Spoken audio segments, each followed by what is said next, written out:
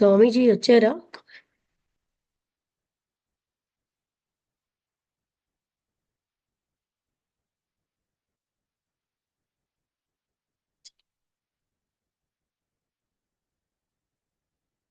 ఎక్కడుంది నా దగ్గర? స్వామీజీ రాలేదా?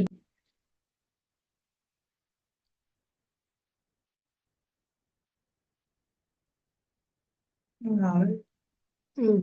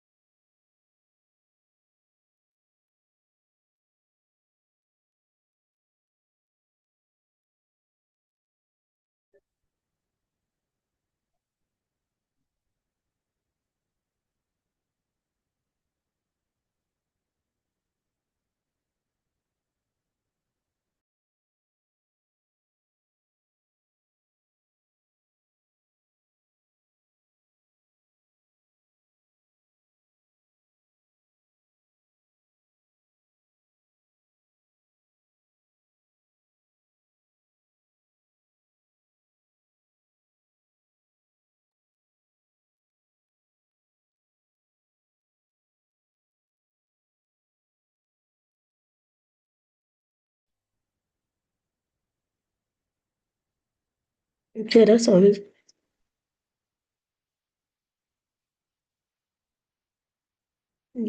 ఆ, ఆప్షన్.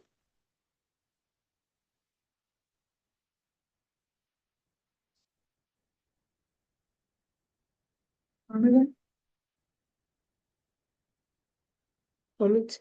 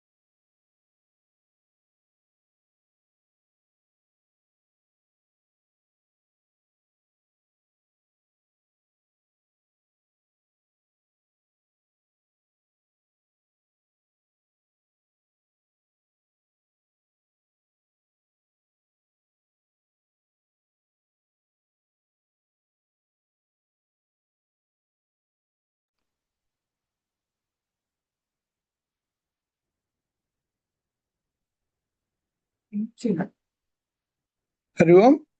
ఆ, మధ్య- విజువల్ మధ్యలో కట్ అయిందా? మధ్యలో ఒక జూమ్ అయిపోతుంది కదా, అప్పుడు కట్ అవుతుంది, ఇంకొక జూమ్ స్టార్ట్ అవుతుంది. ఓకే మళ్ళీ ఓకే మనం ఆన్ ఓకే. చేసుకోవాలి. ఆన్ చేశానమ్మా. Okay okay. ఇప్పుడు వస్తాను ఆ, కదా. వస్తున్నారు స్వామీజీ. ఓకే. నేను ధ్యానంలో కూర్చుని పోయాను, కళ్ళు మూసుకున్నాను, అందుకని నేను చూడలేదు. ఆ, సరేనమ్మా. ఓకే. ఓకే.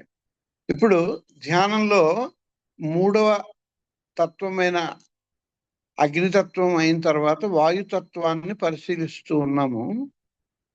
ఆ అంతవరకు విన్నారు కదా మీరు. క్రమంగా పృథ్వీతత్వము, జలతత్వము, అగ్నితత్వము, వాయుతత్వము. వాయుతత్వము యొక్క రాకపోకలను కూడా గమనిస్తూ ఉన్నాం. మధ్యలో కట్ అవడం వలన ఆ మధ్యలో మిస్ అయిన పోర్షన్ ని కవర్ చేసి ఆపుతాను. అప్పుడు మీరు క్వశ్చన్ ఆన్సర్ సెషన్ స్టార్ట్ చేయొచ్చు. స్వామీజీ, వాయు వైరాగ్యం విషయంలో కూడా చెప్పండి. వస్తున్నాను, దానికి వస్తాను. వాయుతత్వం యొక్క రాకపోకలని ధ్యానంలో భాగంగా గమనిస్తూ ఛాతీ భాగములో ఉన్న ఊపిరితిత్తుల పోర్షన్ నుంచి ప్రారంభించి నాసికా రంధ్రముల వరకు ఉన్న ఆ శ్వాస యొక్క రాకపోకలని గమనిస్తూ ఉన్నాను. ఆ తర్వాత నోటి లోపల ఉన్న ఖాళీ భాగమునందు, నాసికా రంధ్రముల యందు, నేత్ర భాగములందున్న ఖాళీ స్పేస్, చెవుల భాగమునందున్న ఖాళీ స్పేస్, కపాల భాగమునందున్న ఖాళీ భాగము, ఇదంతా కూడా ఆకాశతత్వము చేత నింపబడి ఉన్నది. ధ్యానంలో భాగంగా ప్రాథమిక స్టెప్ అయిన సమస్థితి, స్థిర సుఖ ఆసనంలో, స్థిరమైన సుఖమైన ఆసనంలో కూర్చుని సాక్షి భావాన్ని మెయింటైన్ చేయడానికి చాలా సులభంగా ఉండే ఒక పద్ధతిని మీ ముందు పరిచయం చేయడానికి ప్రయత్నము చేశాను. ధ్యానము ఈ రకమైన ప్రయత్నం ద్వారా ప్రారంభిస్తే ఎక్కువసేపు లేక ఎక్కువ ఎఫిషియెంట్గా ధ్యానాన్ని మనము సాక్షి భావంతో నిలబడడానికి అవకాశం ఉంటుందని అనుభవంతో చాలా మంది చెప్పగా ఈ పద్ధతిని ప్రవేశపెట్టాను. క్రమంగా దేహములో ఉన్న పృథ్వీ, జలము, అగ్ని, వాయువు, ఆకాశము అనే 5 తత్వాలని దేహము యొక్క క్రింది భాగము నుంచి ప్రారంభించి దేహము యొక్క పై భాగం వరకు ఉండడాన్ని గమనిస్తూ నాలో నేను సాక్షిగా మనస్సుని పరిశీలించడానికి, ధ్యానాన్ని అభ్యసించడానికి ప్రయత్నము చేస్తూ ఉన్నాను. ఇది గమనించవలసిందిగా సాధకులను కోరుతూ ఈ టెక్నిక్ ని ఇప్పటితో విరామం ఇచ్చి ధ్యానాన్ని కొనసాగించడానికి తర్వాత మళ్ళీ ప్రయత్నము చేయడానికి సానుకూలమైన వాతావరణంలో మళ్ళీ చేద్దామని మనవి చేస్తూ, మీకు ఏమైనా క్వశ్చన్ ఆన్సర్స్ ఏమైనా ఉంటే, అలాగే ధ్యానానికి ఆధ్యాత్మిక జీవనానికి సంబంధించిన సీరియస్ సందేహాలుంటే వ్యక్తం చేయమని కోరుతూ నేను ఆపుతున్నా. దీంట్లో భాగంగా వివేకము, వైరాగ్యము ఈ భాగాలను గురించి కూడా నేను వివరంగా చెప్పడానికి ప్రయత్నం చేస్తాను. అయితే వాటిని అడ్రస్ చేసే ముందు మీ యొక్క సందేహాలను కూడా నేను విని దాంట్లో భాగంగా మళ్ళీ మీతో డిస్కస్ చేస్తాను. శుభం భూయాత్.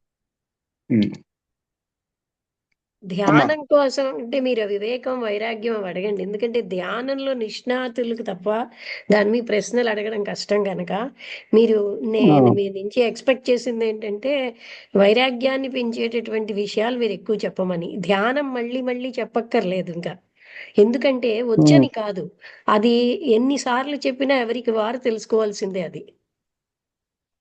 అవును, అలాగే అలాగే అలాగే. దానికి ఇంకా కావలసిన ఇంకా బాహ్య జీవిత అర్హతలు ముఖ్యం ఇక్కడ. అవును అవును.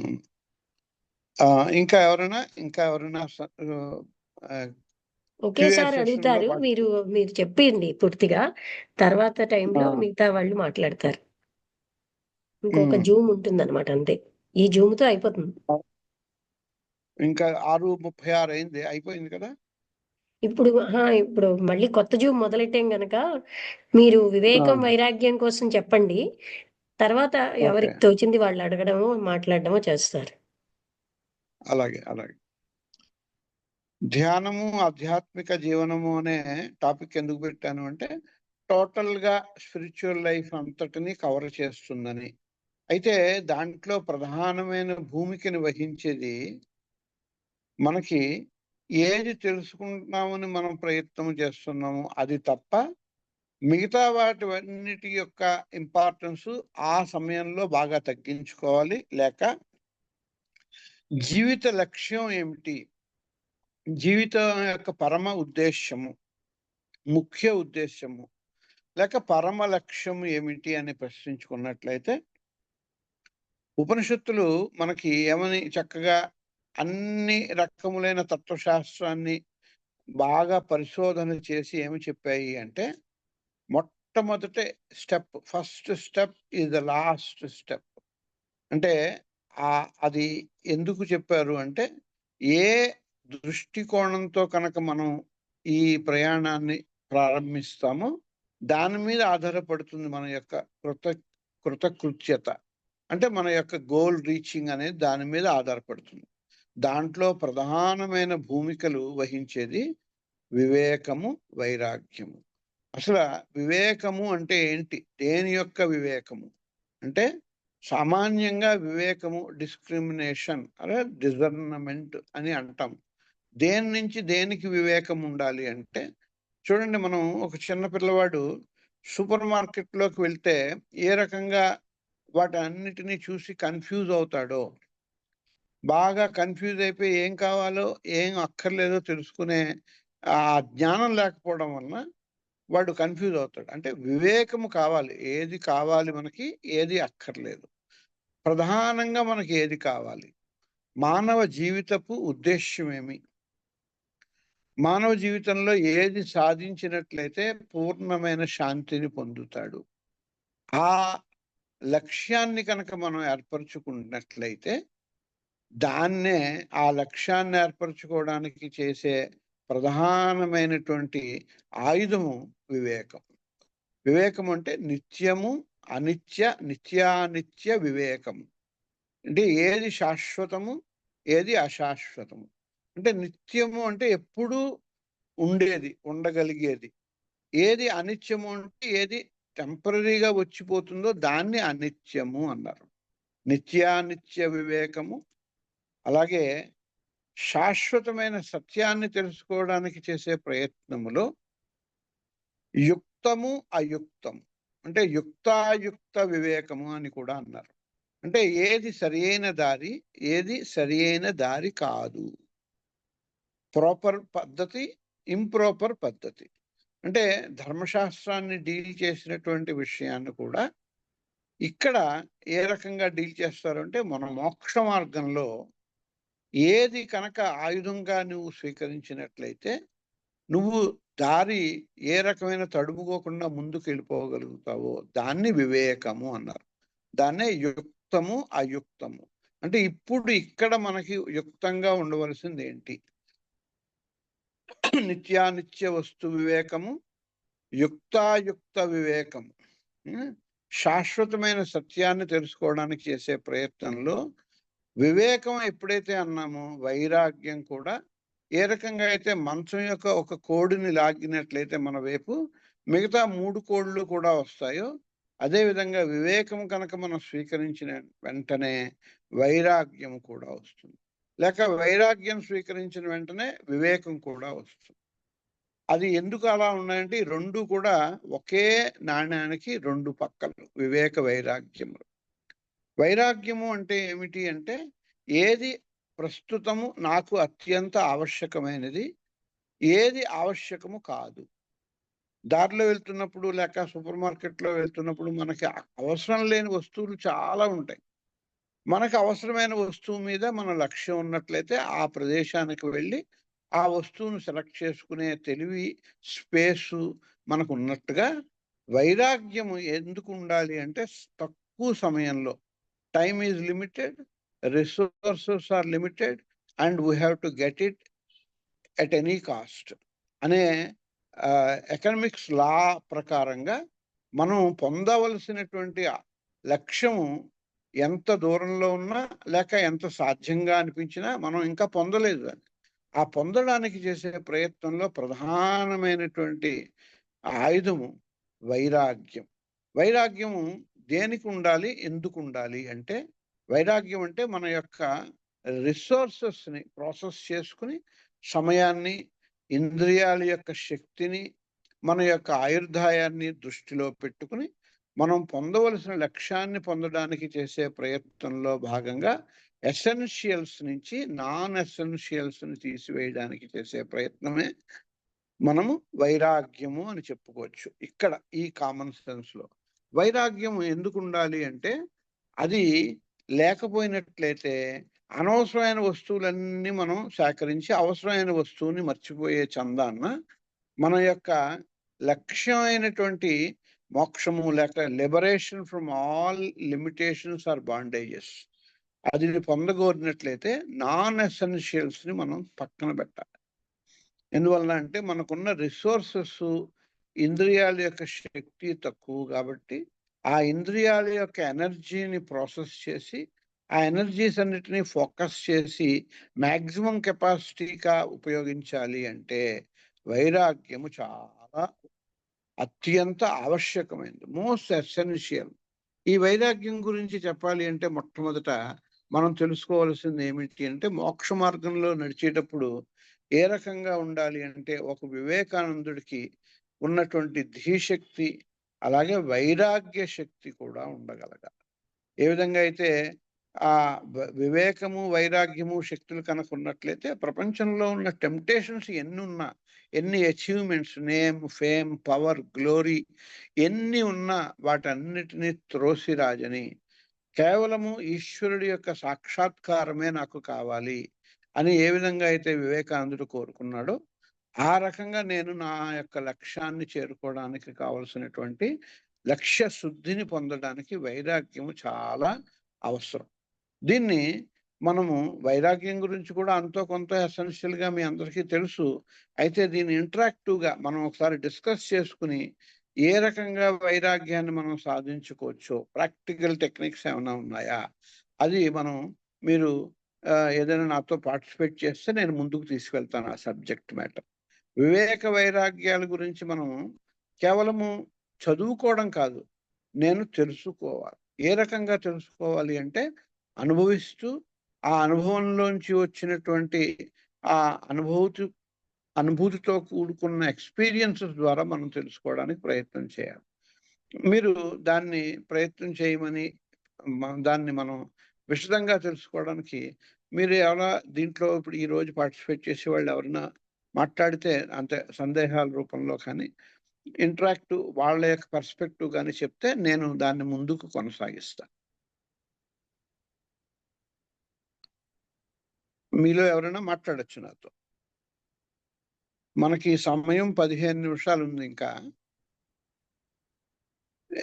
వివేక వైరాగ్యాలతో కూడుకున్న ఆధ్యాత్మిక శోధన ఈ విషయం గురించి మనం మనకి ఇంటరాక్టివ్ గా ఏమైనా స్వామీజీ తెలుసుకోవడం 7:20 వరకు ఉంటుంది ఇది. అంటే ఇందాకది కొంచెం వేగం అయిపోయింది, రాంగ్ ఎందుకో.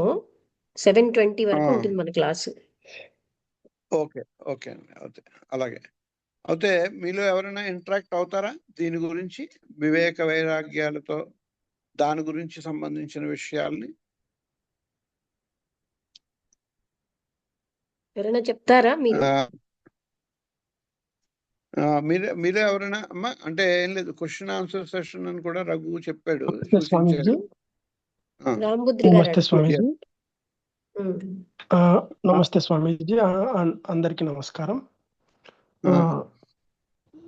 స్వామీజీ, అంటే ఈ ఆధ్యాత్మికంలో చాలా వరకు గ్రంథాలు చదవడం కానీ, గురువుల ద్వారా, మీలాంటి గురువుల ద్వారా, అమ్మగారు లాంటి గురువుల ద్వారా కానీ చాలా వరకు ఆ, తెలుసుకుంటున్నాము. కానీ ఈ అంటే ఈ వైరాగ్యం అంటే యాక్చువల్గా దీనికి అంటే ఆధ్యాత్మికానికి అర్హత ఏంది అంటే వైరాగ్యమే ముఖ్యమైన అర్హత అనేది గమనించగలిగాము. అంటే ఎన్ని గ్రంథాలు చదివినా, ఎంతమంది గురువులు చెప్పినా మనకు కావాల్సిన అర్హత ఏంటి అంటే వైరాగ్యం లేనిది ఆ, ఏమాత్రం ఇది మనం ముందుకు వెళ్ళలేని పరిస్థితి అనేది అర్థమవుతుంది స్వామీజీ. అయితే ఈ వైరాగ్యం రావాలి అంటే ఆ, ఎందుకు రావట్లేదు అంటే ఆ, దానికి వివేకం అంటే ఎలాంటి వివేచన కావాలి, ఎలా పట్టుకోవాలి వైరాగ్యాన్ని సాధించాలి అంటే అంటే ఇప్పుడు మనకు ఈ ఈ యొక్క ఆ బంధాలు కానీ, అనుబంధాలు కానీ ఉన్నాయి కదా. అంటే ఇప్పుడు లౌకికానికి సంబంధించినట్టు కానీ అట్లా ఇవన్నిటిని ఆ, ఒక అంటే ఇట్లా వదిలి వివేకంలో వైరాగ్యంలోకి రావాలి అంటే ఆ, ఏ విధమైన సాధన కానీ అది ఎలా గ్రహించాలి అనేది కొంచెం చెప్పండి స్వామీజీ. సామాన్యంగా మనం వివేకము, వైరాగ్యము అనేది కేవలము మీరు ఇందాక మెన్షన్ చేసినట్లుగా వాళ్ళు చెప్పడము, వీళ్ళు చెప్పడం ద్వారా మనం గమనిస్తాం. కానీ common sense point of view ఏంటంటే ఏదైనా పొందాలి అనుకున్నప్పుడు, ఏదైనా లక్ష్యాన్ని చేరాలి అనుకున్నప్పుడు అది తప్ప మిగతా వాటి యొక్క దృష్టికోణం కనుక ఉన్నట్లయితే డిస్ట్రాక్ట్ అవుతుంది, ఎనర్జీ వేస్ట్ అవుతుంది. దాన్ని మనం బేసిస్గా తీసుకుని మనకి ఏది కావాలి, జీవితానికి మొత్తం జీవితానికి అంతటికీ ఏది కావాలి అని ఆలోచించినట్లయితే, డిస్కవర్ చేయగలిగినట్లయితే మోక్షము లేక లిబరేషన్, లేకపోతే మోక్షము లేకపోతే లిబరేషన్ అంటే రిపిటేషన్ వలన దాని యొక్క మీనింగ్ని వీ హ్యావ్ లాస్ట్.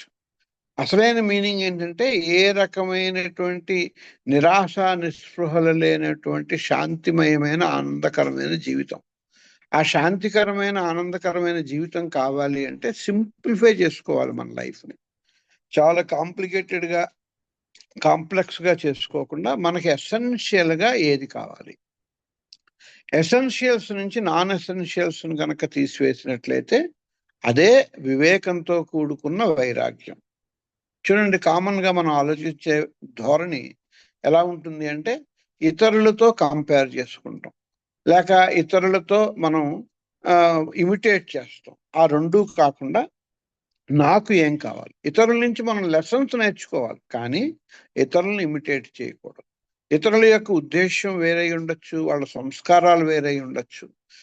అందువలన మనం ఏం చేయాలి అంటే మనకి మన ముందు నడిచినటువంటి పెద్దవాళ్ళైన ఋషులు, లేకపోతే గ్రేట్ పర్సన్స్, మార్గదర్శకులు, మనం వాళ్ళని అనుకరించకుండా అనుసరించినట్లయితే ఆ అనుసరించవలసిన జీవితాన్ని వివేకకరమైన జీవితం అంటే ఏ రకంగా వాళ్ళు అనుసరించారు, అనవసరమైనవన్నీ ఏ రకంగా పోగొట్టుకున్నారు. ఇందాక ఒక మాట అప్రయత్నంగానే లౌకిక జీవనము పారమార్థిక జీవనము అని ఎందుకు పెట్టుకున్నాం అంటే పేర్లు మన యొక్క స్పష్టత, మనస్సులో స్టడీ చేయడానికి స్పష్టత గురించి మనం పెట్టుకున్నాం. కానీ జీవితాన్ని జీవించేటప్పుడు ఏదైతే ఇహలోకానికి సంబంధించిన జీవితమే కేవలం ఇదే అనుకుంటే అది లౌకికం అవుతుంది. కాదు, ఇది ధర్మం మోక్షానికి దారి తీసేటట్లుగా ఉంటే అదే పారమార్థికం. అంటే everything and anything can be divinized. దేన్నైనా సరే దివ్యత్వంతో మనం ట్రాన్స్ఫార్మ్ చేయొచ్చు. ఆ దివ్యత్వంతో ట్రాన్స్ఫార్మ్ చేయడమే జ్ఞానయోగము. అంటే లౌకికంగా ఏదైతే చూస్తున్నాడో, సపోజ్ పిల్లల గురించి మీరు ఏదైనా కష్టపడి ఏదైనా సాధించారు, దాన్ని మనం ఏ రకంగా డివోషనల్గా జ్ఞానమయంగా మార్చొచ్చు అంటే ప్రాక్టికల్గా ఉదాహరణ, ఇది ఈశ్వరుడు ఇచ్చాడు ఈ సంతానాన్ని, ఈశ్వరుడే ఈ రూపంలో నాకు వచ్చాడు, ఈశ్వరుడి గురించి వాడికి కావాల్సినటువంటి వ్యవస్థ, ఒక సువ్యవస్థత ఏర్పాటు చేయడం నా బాధ్యత, నా యొక్క కర్మ కాదు, నా కర్మయోగము అనుకుని దృష్టిలో పెట్టుకుని ఈశ్వరార్పణ బుద్ధితో, నాకున్న రిసోర్సెస్తో, నాకున్న తెలివితేటలతో, నాకున్న ఎనర్జీస్తో ఆ సర్వీస్ చేసి పెట్టడాన్ని లౌకికం నుంచి పారలౌకికంగా దాన్ని ట్రాన్స్ఫార్మ్ చేసే కర్మయోగం. నిజానికి కర్మయోగం అని అన్నాను, కానీ అదే జ్ఞానం. ఎందుకంటే నా చుట్టూరా ఉన్నటువంటి సహజీవనం చేస్తున్నటువంటి జీవులతో నాకున్న ఇంటర్ పర్సనల్ రిలేషన్షిప్స్ ఏ రకంగా అయితే నేను మేనేజ్ చేస్తున్నానో, లేకపోతే భావన చేస్తున్నానో, దాంట్లో replace with personal ego with divine ego, నేను నాది అనే అహంకారాన్ని ఈశ్వరుడితో సబ్స్టిట్యూట్ చేసేటే, అంటే ఈశ్వరుడి వలన, ఈశ్వరుడి కొరకు, ఈశ్వరుడి గురించి నేను ఈ సర్వీస్ చేస్తున్నా. ఏ పని చేస్తున్నా ఆ పని చేయడాన్ని ఈశ్వరమయంగా మార్చుకోవడమే యోగం. ఆ రకంగా చేసినట్లయితే వైరాగ్యంగాను వివేకపరంగాను కూడా ఉంటాం. ఏ జీవితం యొక్క దృష్టికోణాన్ని మార్చుకోవడమే యోగం, అంతే తప్ప జీవితం యొక్క పంథ ఏం మార్చుకోకల.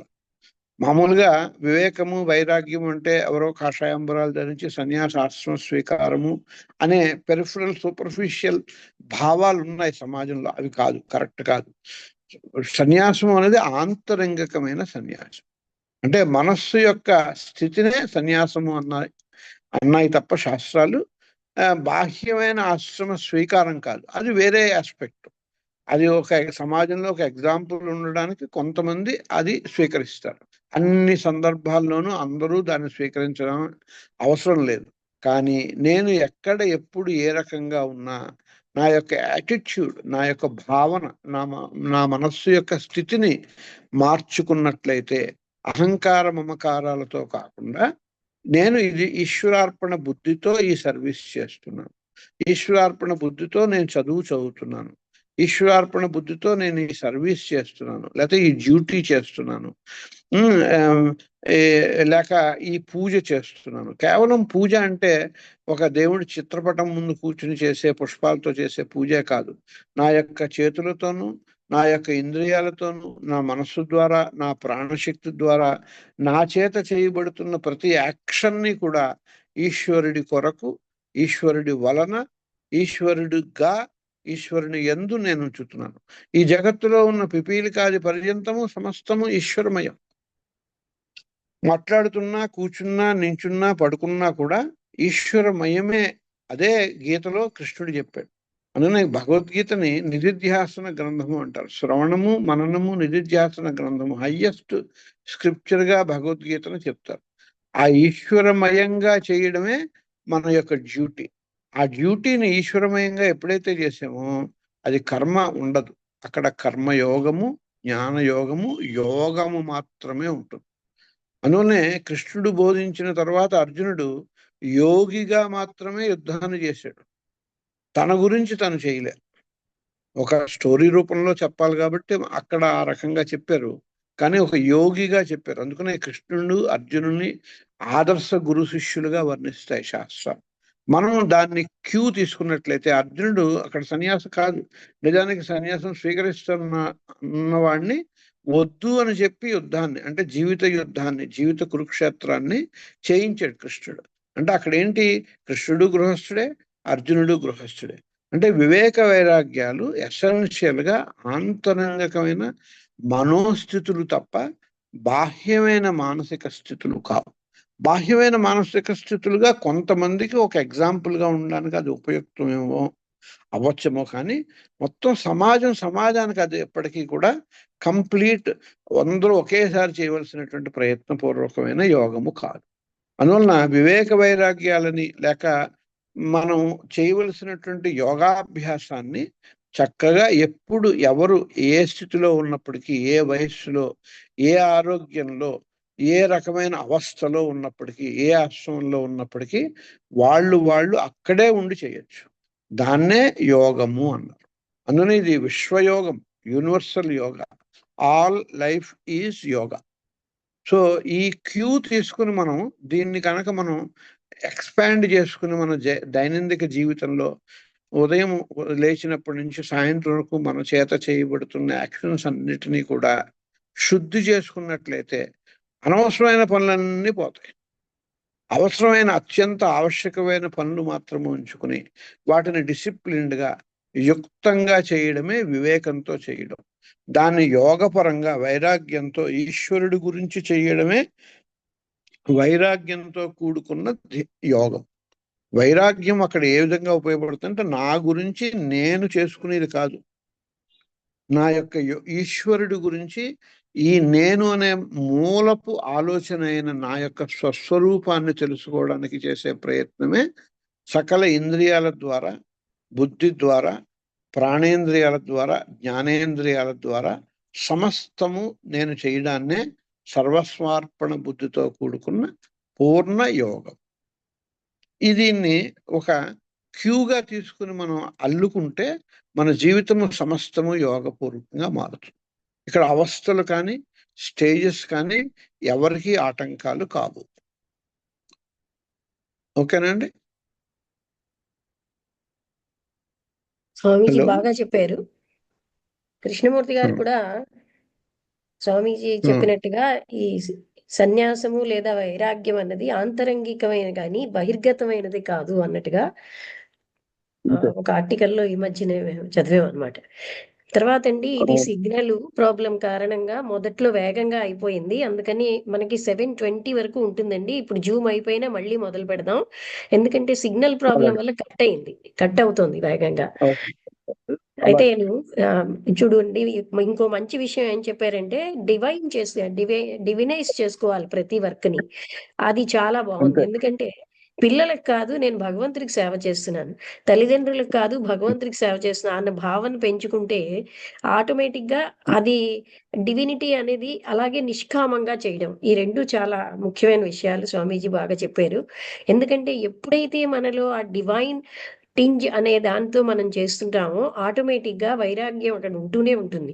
నేను నా పిల్లలకి చేస్తున్నాను అన్నప్పుడు అది వేరు, నేను భగవంతుడికే చేస్తున్నానన్న భావనలో అప్పుడు మీ పిల్లలు అందరి పిల్లలకి అందరిలో ఉన్న భగవంతుడిని చూడగలిగే స్థితి మనకు వస్తుంది. అందుకని ఇది చాలా ప్రాక్టికల్ గా ఉన్నట్టు అనిపిస్తున్నది. అంతేను, అవునండి. మనం ఇప్పుడు చెప్పండి స్వామి. మనం ఇప్పుడు మళ్ళీ ఆఫ్ చేసి మళ్ళీ ఆన్ అవ్వాలా?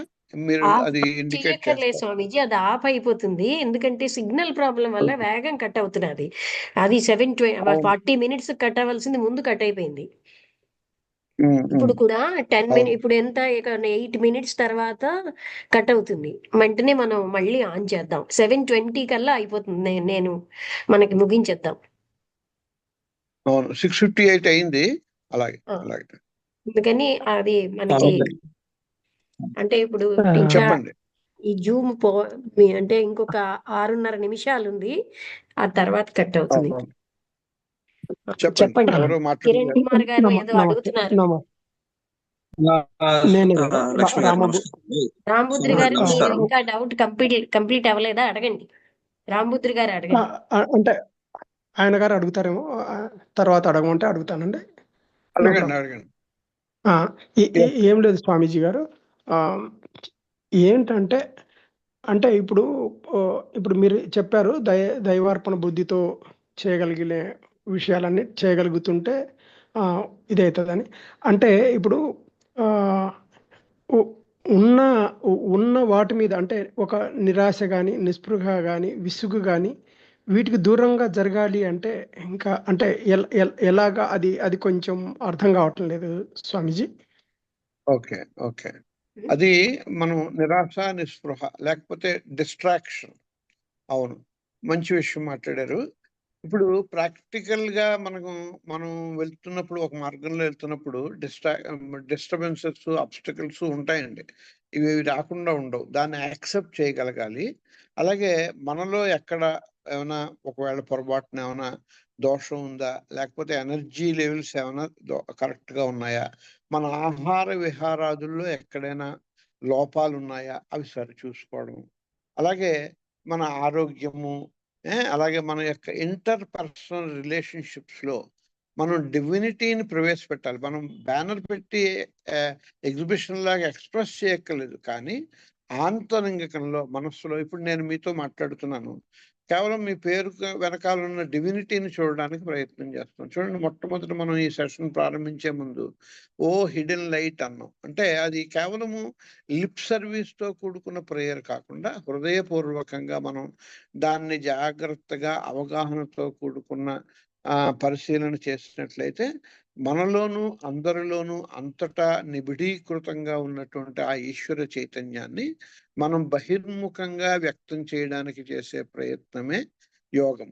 సో దీంట్లో మనం ఈ ప్రయాణం చేస్తున్నప్పుడు డిస్ట్రాక్షన్స్ లేకపోతే డిస్టర్బెన్సెస్ అలాగే డిప్రెషన్స్ కూడా వస్తాయి, ఇన్ఎవిటబుల్. అలా వచ్చినప్పుడు సవరించుకోవడానికి మనం చాలా ఈజీగా మనకు బాగా దగ్గర ఉన్న వాళ్ళతో డిస్కస్ చేసి, లేకపోతే ఇలాంటి సెషన్లో మనలో ఏమైనా చిన్న చిన్న తెలియక ఆహార విహారాదుల్లో ఎక్కడైనా లోపం ఉందా, అలాగే డివినైజేషన్ ఆఫ్ రిలేషన్షిప్స్, ముఖ్యంగా చూడండి మనం బాగా నెగ్లెక్ట్ చేసేది ఏంటంటే ఇంటర్ పర్సనల్ రిలేషన్షిప్స్.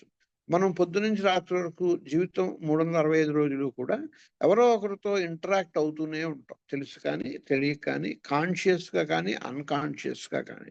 ఆ ఇంటరాక్ట్ అవుతున్నప్పుడు డివినిటీని అక్కడ మనం పైకి చెప్పకుండానే, ప్రకటీకరించకుండానే మనలో ఆ యాటిట్యూడ్ ఉండాలి.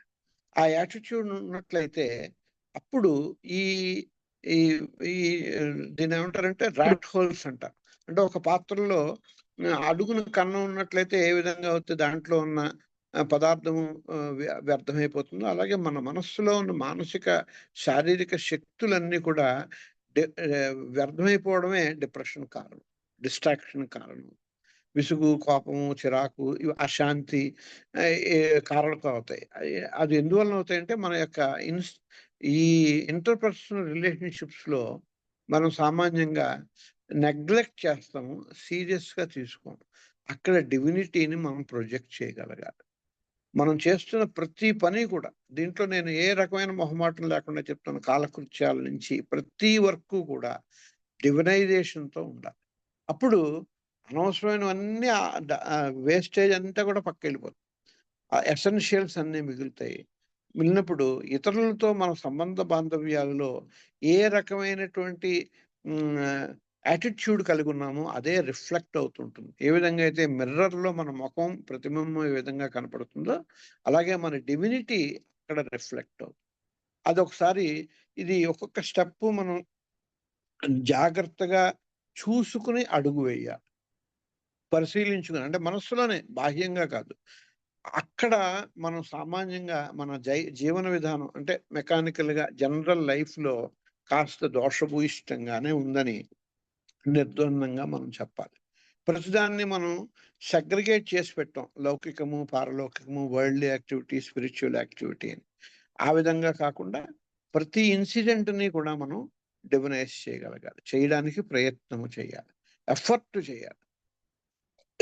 ఏది లౌకికం కాదు, అలాగే ఎవ్వరూ పరాయి వాళ్ళు కాదు. ముఖ్యంగా మన మనస్సులో కొన్ని narrow attitudes, narrow ideas, narrow ఆలోచనలు కూడా ఉంటాయి. వాటిని పోగొట్టుకోవాలి. అంటే యుక్తమైన ఆహార విహారం అంటే కేవలం ఫిజికల్ ఆహార విహారం కాదండి, మన మనస్సు ద్వారా స్వీకరించే ఆలోచనలన్నీ కూడా ఆహార విహారం. ఆ రెండింటిని కూడా మనం సరిచూసుకున్నట్లయితే ఆ దోషాన్ని మనం పోగొట్టుకోగలం. ఇంకా ఫర్దర్గా ఆలోచించి నాతో మాట్లాడండి. వెల్కమ్. ఎవరైనా సరే ఈ విషయంలో మనం నాతో డిస్కస్ చేయొచ్చు. Okay, thank you. Kiran Kumar గారు ఏదో మాట్లాడుతున్నారు, చెప్పండి.